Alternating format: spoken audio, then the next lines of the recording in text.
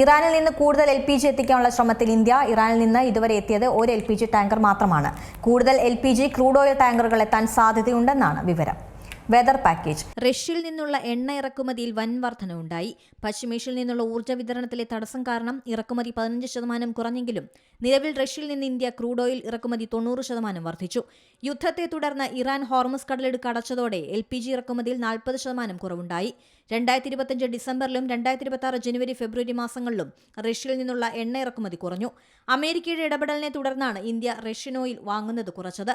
എന്നാൽ യുദ്ധത്തെ തുടർന്ന് അമേരിക്ക പ്രഖ്യാപിച്ച 30 ദിവസത്തെ ഇളവിലാണ് റഷ്യയിൽ നിന്നുള്ള ഇറക്കുമതി ഉയർന്നത്.